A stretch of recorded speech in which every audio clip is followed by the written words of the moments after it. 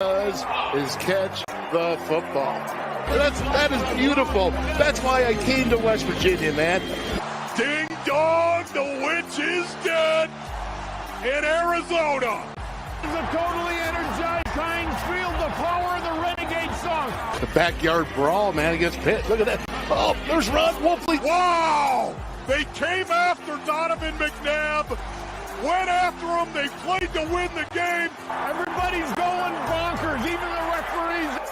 Oh, those look like some sticky gloves right there. We talk about 50-50. Right now it's 50-50. Who's going to get it? Game came with cover zero, man across the board.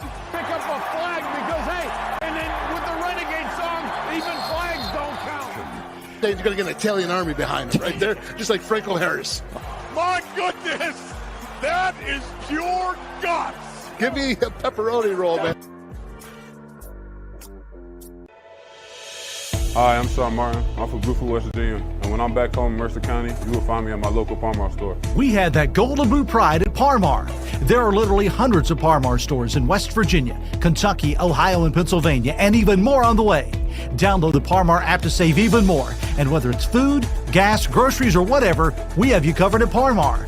West Virginia proud, West Virginia strong, and ready to serve you. If there's not a Par-Mar store near you now, there will be soon.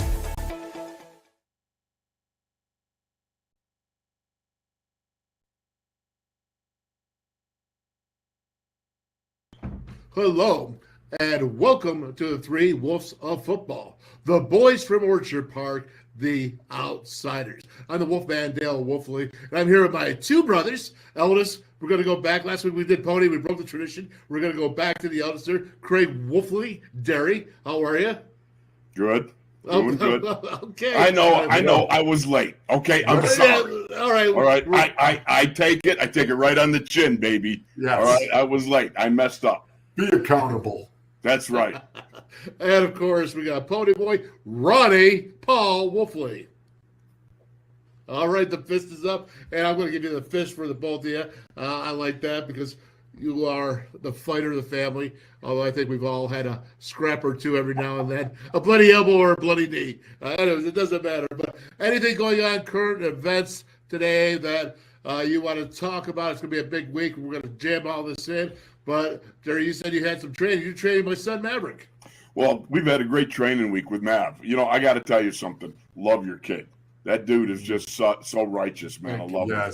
And he's a lovable young man. And so we've been having a great time training with him. We've been up to John Kolb's place at Adventures in Training with a Purpose. We were also on the south side in the barn where the Pitt Steelers facility was, indoors, working with another young man down there, and it's just been great. I got to tell you something. Mav is a stud. And the dude is a stud, man. Yeah, he is. Love to hear that, and just keep going, brother, with that. You got it. We're training hard, man. I appreciate that. And John Kolb, what is that, the fundraiser, the smoker that he's doing again, real quick? Adventures in Training with a Purpose, ATP, I think it's .com, but it's a fundraiser for it coming up in the next month.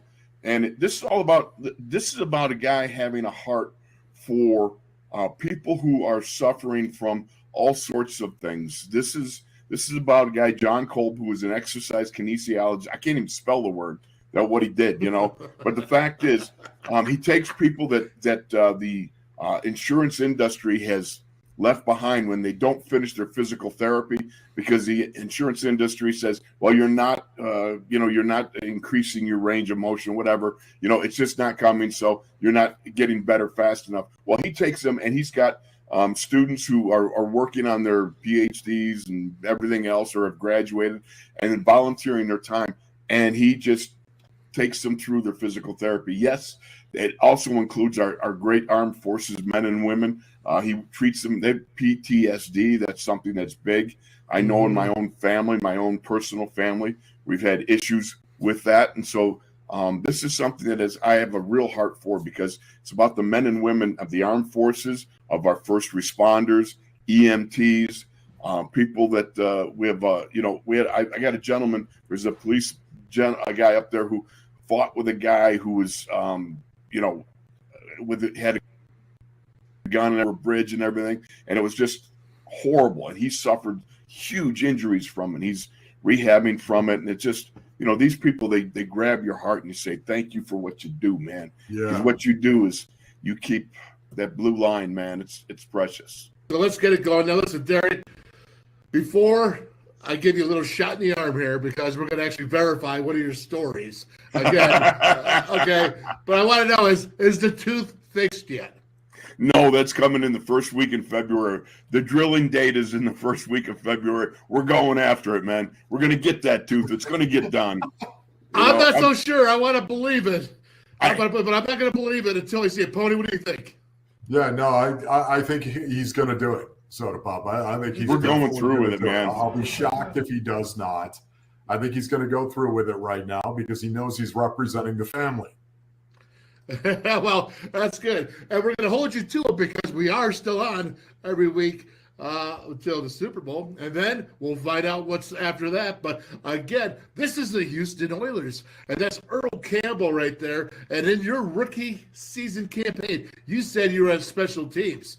Well, again, we have the Zeiler clan, man, has gone in there and it looked at your game films. I don't know where he found it. But here he found it. Enjoy. We've talked about Stabler, but Campbell needs to run if this offense will go against the Pittsburgh Steelers. Carr's kick is short and taken up at the 16-yard line and tackled immediately at the 23 as Wolfley, a rookie, and Pollard, another rookie, drop Rob Carpenter. Well, is that a tackle? It was almost like a chop block. You chop tackle. Wait a minute. Hey, Wait a man. minute. Are you kidding me, Craig? You lined up right there and you looked like you had to be the L5 or the L4 running down the field. You came L3, in baby. and you actually made Where do you think you got your Pro Bowl instinct, man? That's right.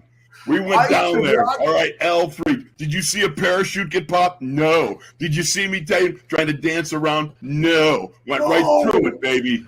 Craig, I am being 100% serious. That is the first time I have ever seen you do anything like that. You had to be running down the field, too. You had to be busting it because you Pure tackled speed, babe. Pure speed. Well, I'm going to tell you, it's pure speed. That's That is for sure. amazing for a guard. Yeah. You know what, though, man? I could tell you didn't rap very well. You didn't have your fundamental skills down for tackling. That was you're going for the big hit. Can I say this, fellas? Honestly, I'm not sure I knew where I was going. Hey, that's the way. If we tell the truth. That's the way I used to tackle all the time. I'd block people to the ground. You just go as fast as you can and just aim like a laser at the first point of contact. Just Boom, run 'em. You know what? It's only the hesitation that gets you. If you hesitate, you're done. Because you got to go for it right now, right then. No, the truth to it. But going for it right now is, the Arizona Cardinals got so much going on there, Pony Boy, and I want to get into this a little bit. But you're talking about Sean Payton coming in tomorrow, Thursday. This airs, actually, the day this airs on Thursday. So let's listen to you here on the Wolf and Luke show. Has agreed. Interesting.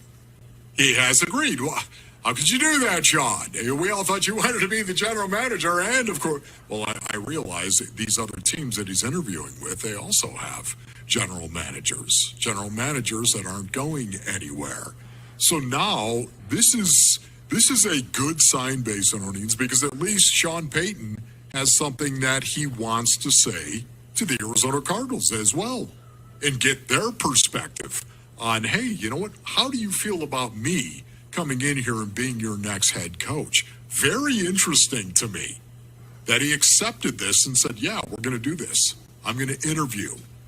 Apparently, maybe Sean Payton, there's a couple of things going on.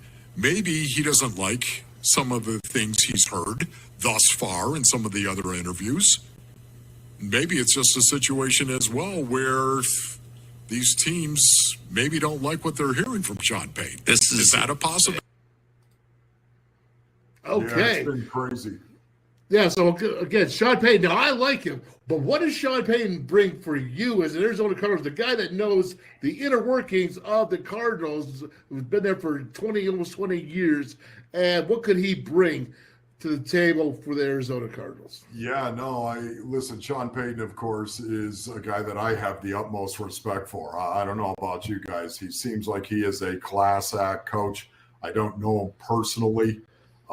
He was a ball boy, as a matter of fact, when we were at Eastern Illinois University holding our training camps there with Gene Stallings. Yeah, back in 1986, 87, 88, when Neil Lomax was there. He's talked about that numerous times on the Colin Cowherd show from time to time. I love Sean Payton. I just don't know if it's actually going to work. And the reason why I say that, he is interviewing today. Of course, this airs on Thursday, and that's why I'm counting it today that he is actually going to be interviewed by the Arizona Cardinals. But there's a lot of other irons in the fire right now. Sean Payton, when this whole coaching search started, when the season ended, the regular season for so many teams, and coaches were being let go, Sean Payton, everyone thought Sean Payton was going to be the guy. Sean Payton was going to be the first domino to fall. When Sean Payton fell, all of a sudden all the other dominoes would line up. And it's really interesting because the more and more this goes on, this coaching search, and Sean Payton not having a second interview with some of these teams. You had a second interview lined up with the Denver Broncos, and now all of a sudden that's been delayed, according to the Denver Broncos. I don't know what that means, but that's been delayed. Now you've got him interviewing today with the Arizona Cardinals. How will that go? I do not know. Maybe the Cardinals are looking at it where they want to interview him last because they have already, Michael Bidwell, the owner, said he was going to cast the net far and wide.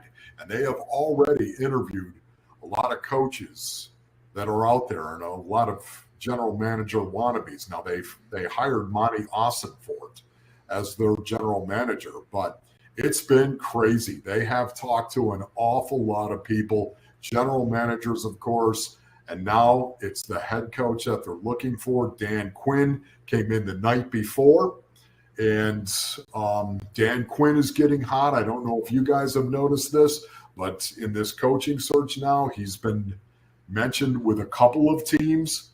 So I expect, guys, the Arizona Cardinals, this is just a gut feeling I have. Nobody has told me this, but I expect the Arizona Cardinals to make some type of announcement as to who their next head coach may be on Friday, meaning tomorrow. A gut Okay, you're getting me confused because today's Wednesday. You were talking about Thursday, and you say tomorrow is Friday, and I'm all confused now. Okay? Yes. Well, it's only because Thursday this airs, so I'm speaking as though it were Thursday, getting ready to go into tomorrow. Some of us need a little bit of direction in that area there. Hey, we're not the ones that came in late tonight. Hey, all I know is maybe that hit on the opening kickoff has still got me buzzed. But I will say this quickly, guys. I think Sean Payton is in play. I think Dan Quinn is in play. I think Brian Flores is in play. And I think Vance Joseph is in play. Okay, so I think there are 4 guys in play.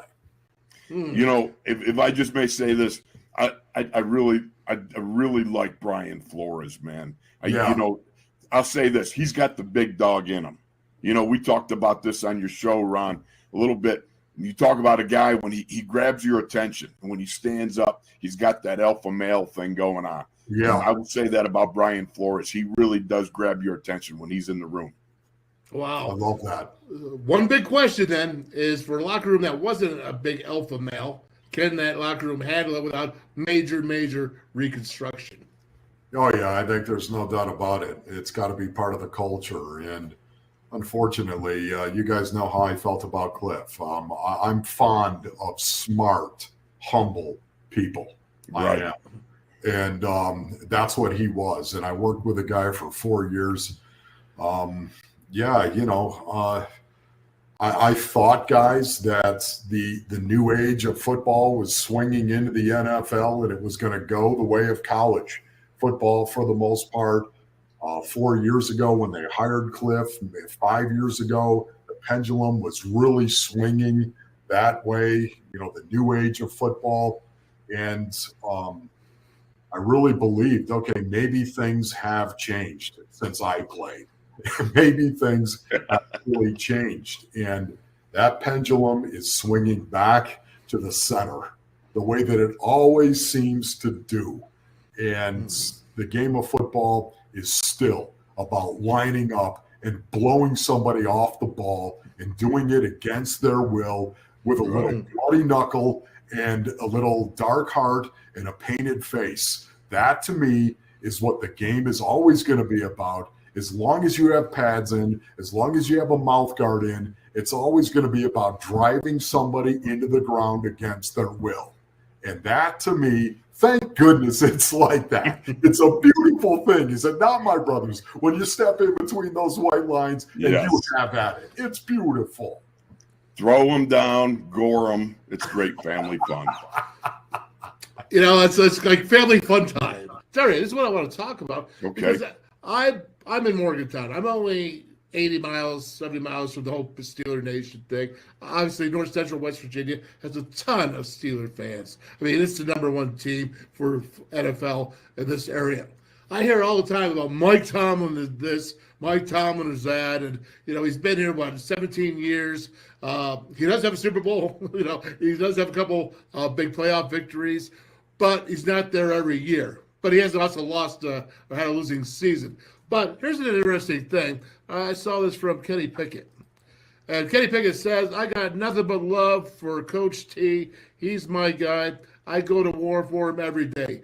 Now, here's your quarterback of the future that we all think. Talking about Coach Tomlin like that. Why can't the Steelers Nation and the people that are talking about just get what they got and understand? Well, I'm not sure how you're phrasing this as far as what they've got. What they've got is they got a young man in Kenny Pickett, who I think is going to be an outstanding player at some point in time. There's all indicators point up with this young man. He really loves the head coach. Listen, you know what it's like. When you love the dude at the top, man, you play your butt off because you understand that dude cares about you. You know, it's that old coaching maxim. You'll never know how much they care until they know how much you care, right? That's important. And Mike Tomlin makes it a point to have a personal relationship with each and every guy that puts on the black and gold uniform. Hey, listen, man, his ability to communicate with guys is outstanding. His ability to push buttons on guys is dadgum good, you know. And you got a guy like Kenny Pickett says, man, I just go play for the guy. I just play hard because you do care about the man. You do care about the what he represents and everything. And you'll find that across the board with his players. Yeah, you're always going to have some guys that there are disagreements that will leave and not have had a good experience. That's not unusual in pro football. But the fact of the matter is time-tested standards, and Mike Tomlin has time-tested standards. They rise to the top. Right. And the point I was trying to make is that the Steelers Nation has a great to have a coach that is that type of coach that players want to go and battle for. Here's your rookie quarterback who you probably think is going to be your quarterback for the future for any foundation that you're trying to build. And he wants to go to war for your head coach. But again, I hear so many people saying, 9-8. You know what I mean? You know, can't win the big one anymore. It's going to surpass them. I don't think so. That's what I'm trying to get at. No, the whole thing is about finding that window, is it not? You find a window with a quarterback that you can now pay everybody else. Then you've got that window to go after the Super Bowl, okay? That's your window to get after it. The fact of the matter is to be able to do this while you don't have all the pieces in place and still be able to create a culture of winning, that's, to me, impressive. To keep those guys battling year in, year out and be able to do so while you're reconstructing, because the Steelers don't use rebuilding as a term. You know, they reload. And that's what the whole process has been. And so for Mike to be able to keep posting that winning culture in the locker room where the expectations are to win, you don't achieve it every year. And you know, a Super Bowl, once a decade or once every 2 decades, that's not bad. There's a lot of teams out there that still haven't even been to the big dance, right?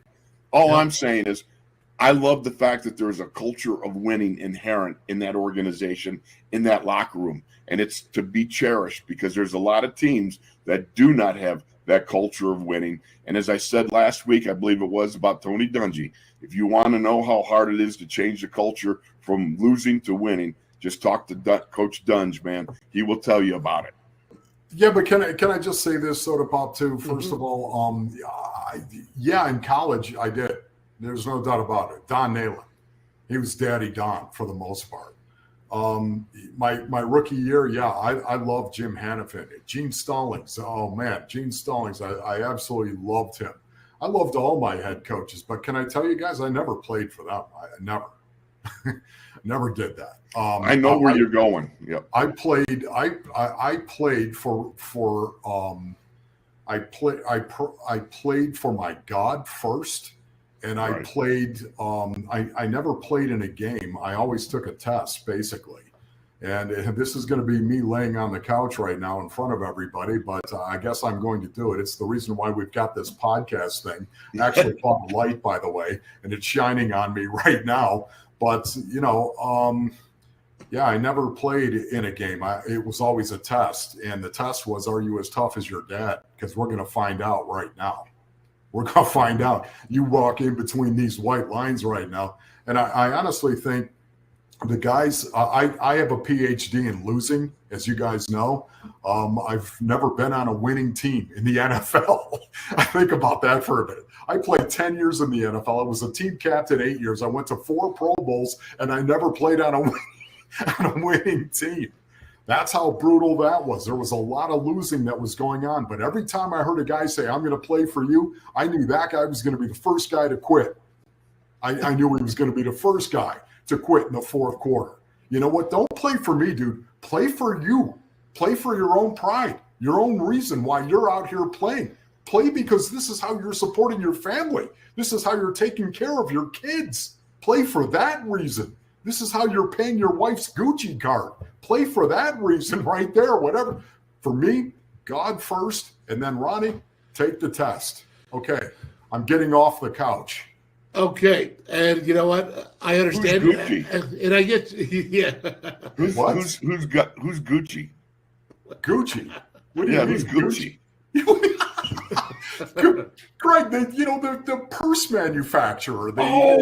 Okay. Sorry, I lost that. I'm sorry. I don't carry a purse there around. Yeah. Well, they guess make what? shoes too, Craig. They're leather products.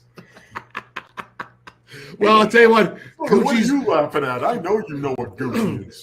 Gucci is not the person that made that shirt. I can guarantee that. Okay. All right. I hear what you went, Pony. I got you there. But what I'm saying is if you like your coach, man, you like being that team. What I was trying to get at the point was that they had some special coach, the Steelers, and I think he's not appreciated as well as he should be. That was my entire point. Well, I'm sorry then that I got up on that soapbox. I will step down. Well, it's all right. I don't mind it. Well, the doctoral thesis that followed was outstanding, though. I will say that. Okay, there's no question about it. I've never known you to have a PhD in losing, but if that's the case, then I got a PhD in eating. So there you go. So wait a minute, you're telling me I got on the couch in front of the world for nothing? Well, I just got to let you go. I mean, it's you. I learned a long time ago, it's better just to let you go and finish your thing. Just let it ride, man. Just let it ride. You know, it's kind of like when Cousin Eddie told Clark, he said, you know, don't go there. Don't go there. Just says you better just let him finish. All right? That's don't go there. Stops.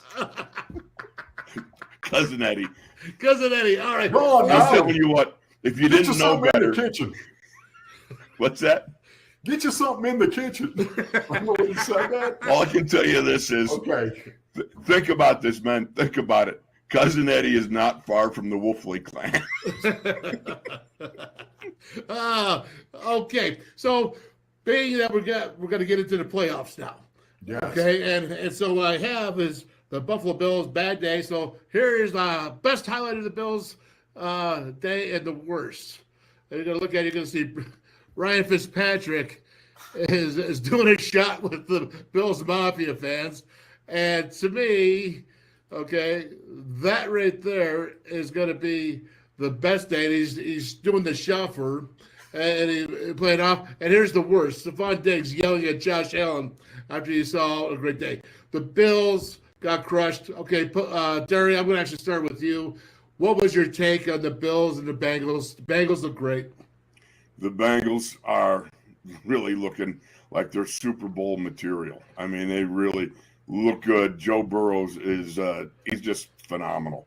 Joe Mixon did a great job. I can't believe the offensive line of the Bengals, depleted as they were, and they still beat up and controlled the line of scrimmage. To me, that was the whole game. I mean, if you can commandeer that area, that tackle to tackle, the trenches, man, and you got that, and you are able to dictate what goes on there with a balled up fist and a black heart and a thick face, man. You got it, and they had it, and they did the job. And I will say this: I'm, seeing Ryan Fitzbeard. Is that what his name is? Fitzpatrick. Yeah. Yeah, Fitzbeard, right? That's great. But I was really amazed that Stephon Diggs would do something like that to his teammate. That's an obvious showboat. Hey, I got it. You're frustrated. You want to win. Hey, man, I got no problems with that. But if you're going to start to do, geriatrics, where you're starting to show your teammates up and all that sort of thing, I really find that less than admirable. That's for sure. You mean gyrations? Geriatrics, gyrations. All I can tell you, hieroglyphics. Oh, exactly. I love it. This is what it's all about, boys. That's a wordsmith with a fine Syracuse education, cross-pollinated with about a dozen concussions. Okay, for me, can I just jump in and say that I was shocked. I love Steph. I love Stephon Diggs. I don't want to sit here and condemn the guy because he was frustrated. No. I don't mean to sound that I'm condemning, but he made up like that. Yeah, no, and that's what I appreciated about you, Darry, what you said right there, because I know your heart. You're right about that. I agree with everything you said. You can't do it. You can't do it right there. Frustrated, yes. You know what? Sit down next to him and yell. Go ahead and do that. Don't stand out there with your arms up so everybody can see that you're talking to him and you've got a problem with him, obviously. I thought Josh Allen handled that beautifully. I really did. Just the fact he ignored him.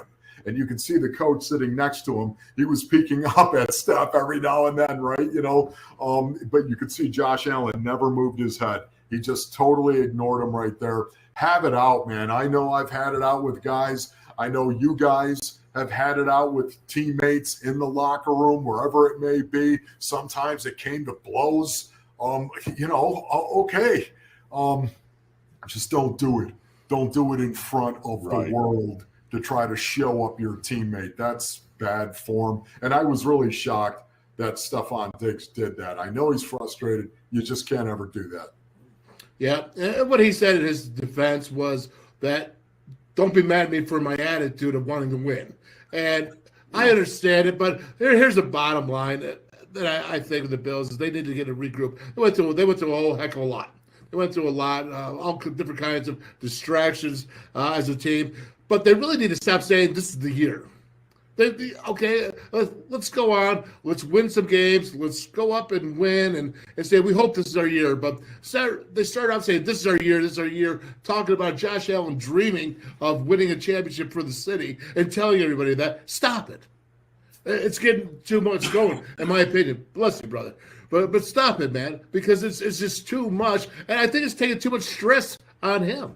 I think it's putting too much on that guy's shoulder pads, especially when he's got an offensive line and an offensive coordinator. You can't run the ball, and your tackles need help on the edge against the elite players, and they refuse to put a tight end in there to help them. They refuse. And so they're going to say, let's rely on Josh Allen. Well, I think the team relied on Josh Allen one time too many and just didn't have it in the tank because you had a really good, hot Cincinnati team. Cincinnati's as hot as any team in the NFL. Oh, yeah. It's hot. Oh, yeah. And when you don't have another team that's there and protecting, I mean, my goodness, man. Anyways, Josh Allen got beat up a lot. This is really, really important because it speaks to the entire NFL right now in the football universe and what is going on. Bill Belichick was really, really fond of saying he built teams that were good enough to be whatever they needed to beat you.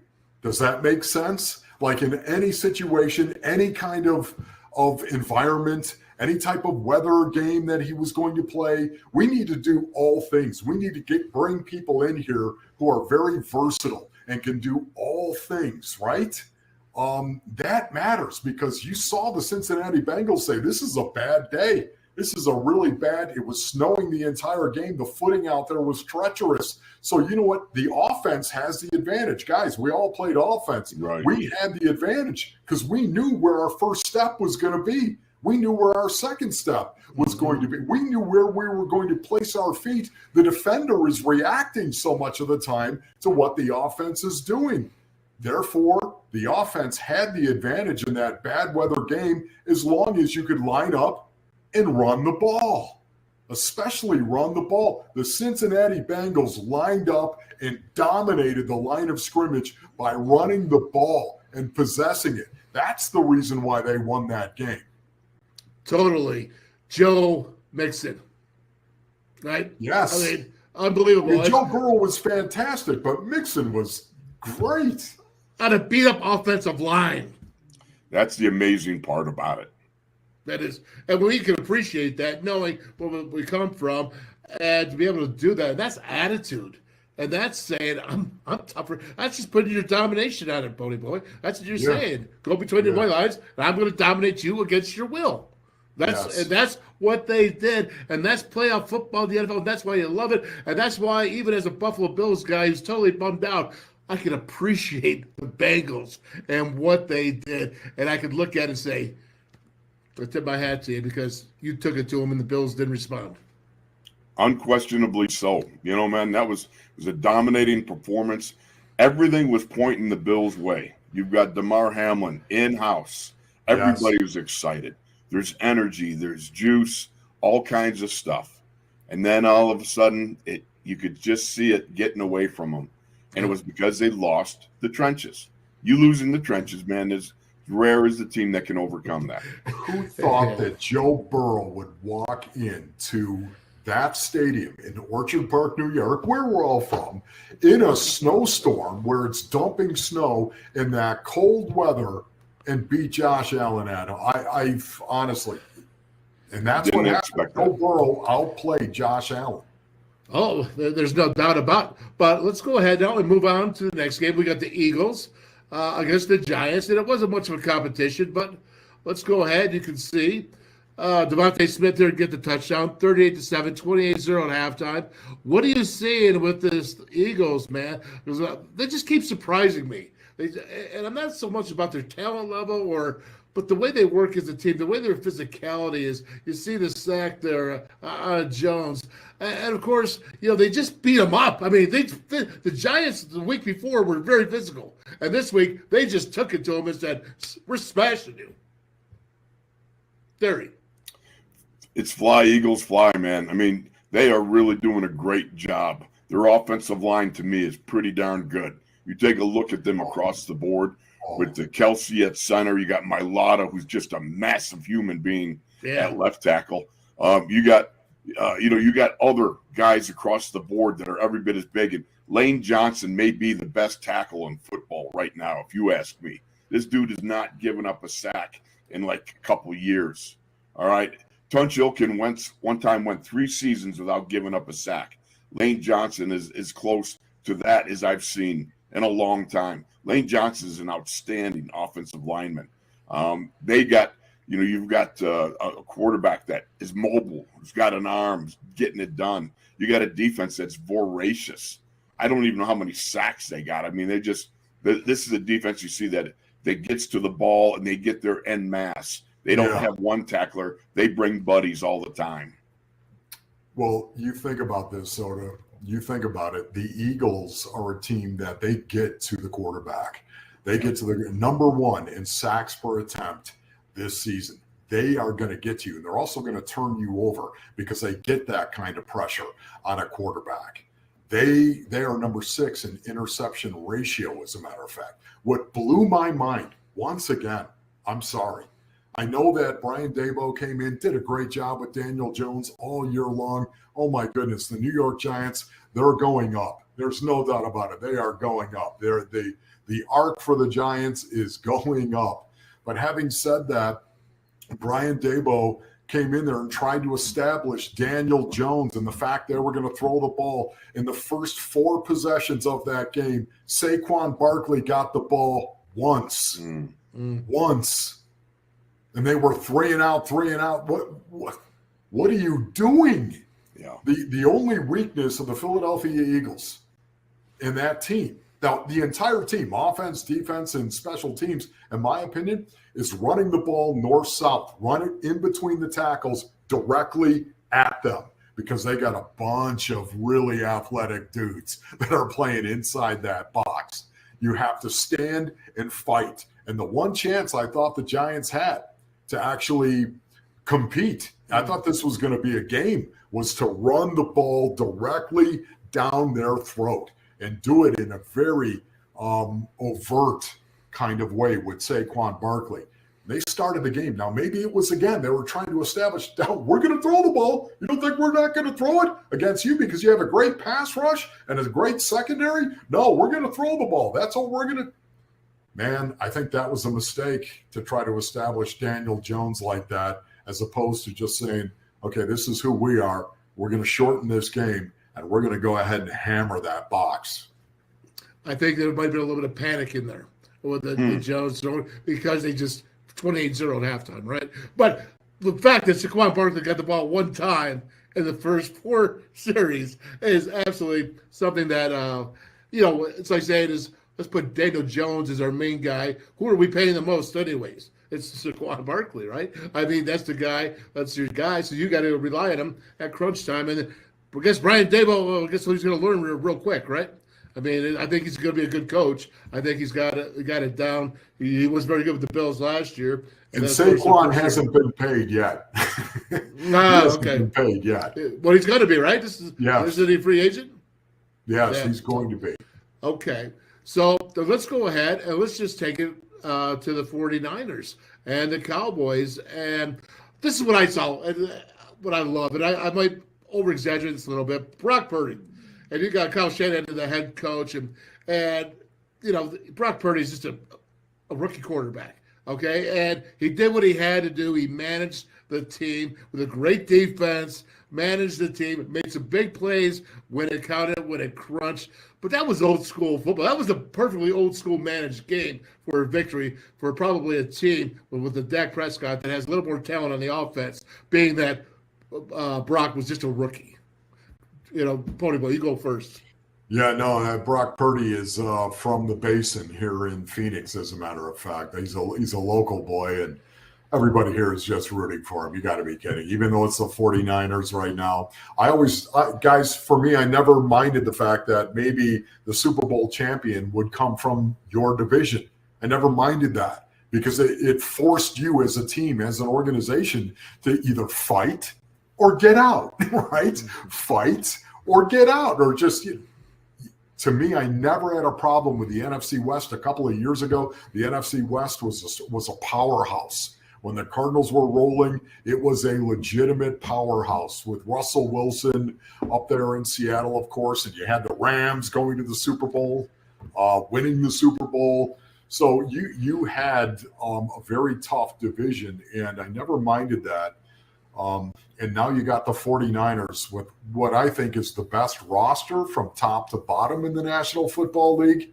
But Brock Purdy, this Mr. Irrelevant, the last guy taken in the NFL draft in the 7th round, a quarterback, here he is as a rookie. Guys, right now, as it stands, he's on track to win a Super Bowl before he loses his first game as a pro. Are you kidding me? That is pretty phenomenal. This is the thing that blew me away with Brock Purdy. all the numbers for the San Francisco offense went up. Yes. I mean, scoring, percentage, rushing, everything went up with this guy. Yes. How do you figure that? I mean, that's, to me, the thing that just rocked me the most. No interceptions. 214 yards. Listen, Dak Prescott had 2, probably should have had 3 in the big game. In the big game, who doesn't make a mistake? A rookie? Right. Mr. Irrelevant? Yes. He's the one that doesn't. He's the one who's not getting paid what Dak Prescott is getting paid. And I'm not ripping on Dak. I'm just saying that's the reality of the situation. It is, and it's kind of beautiful. I mean, when you think about it, what I say is that Kyle Shanahan, if they win, he should definitely be the best coach of the year. But I mean, he might deserve it anyways because take a rookie quarterback and do what you did. Can I have a little? I want to throw this in because this is so true in my mind. You know, the NFL, the coach of the year, you know, Chuck Noll never won that. Yeah. Is that unbelievable? In my mind, when you hand over the Lombardi trophy, you also hand over the coach of the year to the guy. I mean, come on. You know, you can come up with all sorts of scenarios like, oh, he turned him around. And that's a great job, sure. But the guy that's holding the Lombardi is the guy that coached that team all the way to the number 1 team in the NFL. That's the end of the story. Okay, but then you can say the same thing about MVP for the player. Who's you can't that? be awarding the MVP off to a guy who won just one round in the playoffs for an MVP of the league. You cannot do that. That should be the guy who gets it to the NFL. That's a different matter, though. I don't know. That's a discussion for another time. Okay, we don't have the time for tonight, but I will tell you, I want to take that discussion up. Okay. I think we can put that in the meat grinder, baby. You got it. And the last one. Let's brawl, boys. Put them up, man, just like days of old. Last one, quickly. Tell me about Mahomes. What you thought of the victory over Lawrence. I mean, we figured with the Jaguars, but lead that into your picks for this week coming up. Yeah. Okay. Patrick Mahomes, of course, love to see it. I love Patrick Mahomes. I really do. I think he's everything you're looking for in a quarterback. He can make every throw, and then he can make throws that no human being can make. And not only that, not only the tangible, the intangibles for Patrick Mahomes are beautiful. And to see him, the leader that he is, the way he's regarded and respected on that team, and to see him fight the way that he did to stay in the game, you gotta right, right? You gotta fight. And that is Pat Mahomes. And I got so much regard and respect for this guy. It's going to be a great AFC championship game. I do think the Kansas City Chiefs are going back to the playoffs. I know Joe Burrow and the Cincinnati Bengals are on fire right now, but I do believe Pat Mahomes and the Kansas City Chiefs are going back to the playoffs. They're hosting that game, of course. And you mean the championship? What's that? You keep saying playoffs. They're in the playoffs. No. Yeah, what did I say? I said playoffs? Yeah, I'm talking about the AFC championship. Jim Mora. Playoffs. Yeah, playoffs. Hey, listen, I haven't. We got to go to the Super Bowl, is what you're saying. Yeah, right. So, no, the AFC Championship game again, of course. The NFC Championship game. I don't know about this. This is really, really hard. At some point in time, I always believed Brock Purdy was going to have to win a game for the San Francisco 49ers. The way this is shaping up, I could see where Brock Purdy could be in the fourth quarter. Maybe it's the last possession, and he needs to take his team down the field in order to win a game against the best pass defense, in my opinion, when you consider all things, pass rush and being able to turn a quarterback over. That's going to be a tall order. I actually believe that he's going to do it. That Brock Purdy is going to do it in that situation. And why he's going to do it in there, I'm questioning myself as I say it. But it's just something about this kid. I think he's going to do it. And I think the 49ers are going to get to the Super Bowl and play the Kansas City Chiefs. Darry? In fact, with Mahomes, I got the same respect. I just loved his desire to battle away despite getting rolled up and just about getting taken out. And he's not going easily, off the field. But at the same time, I look at Joe Burrow, and it depends on the offensive line if those horses stay together. But Cincinnati is playing great right now. And I look at Cincinnati, and I think it's Cincinnati. I think it's 49ers. Brock Purdy is doing just one great job. The defense, the overall roster of the 49ers, that's really hard to negate. That's just something special. It's going to be interesting to see. But I got to believe that since he can overcome, Mahomes. And what about you, Soda Pop? What are you thinking on? Where are you going? I'm going Cincy Eagles, man. That's what it's going to be. Oh, okay. Let them fly. Hey, let me tell you, if you could go to Buffalo and do what they did to the Buffalo Bills at home with everything that was going on in the snow, what Buffalo wanted, what Buffalo's always preached about, they want to see teams come there in January. And to go ahead and demolish them, they didn't just beat them. They made them quit. And to go ahead and do that, I think that and I'm only doing this probably because I think Mahomes is still going to be hurt. All right, so that's a big Mahomes is going to be hurt, and I think it's going to make it tough on him. And I think the Eagles are going to just crush the 49ers. The 49ers' great story comes to an end as the Eagles fly, man. And not only do they fly, they bomb the 49ers because that Eagles team is truly, to me, unstoppable. They've lost one game, boys. Yeah. That's 17 games they played without the playoffs. They lost one game. I mean, that's as close as the 72 Dolphins. You know what I mean? Being who they are. So, anyways, love you guys. It's been a great show. We're going to come back with our picks next week, and we'll see who's the victor. We'll get into that subject about MVP, Super Bowl, all those good things. I definitely want to see the same shirt next week, Darry, because it's not Gucci. It's not Gucci. It's closer to Salvation Army than it is Gucci. Yeah, that's what we ought to name this episode, by the way. So, what's Gucci? What's Gucci? I'll do it. I'll do it. I want to say this, Darry. Thank you for working with my son, your nephew. Yes, he's blood. Yeah, but my son, blood, man. That is huge, no man. Doubt about it.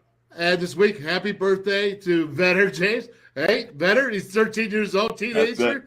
We love you, Bet. Okay, we love you. We love all of our Wolfley offsprings. We are our big family.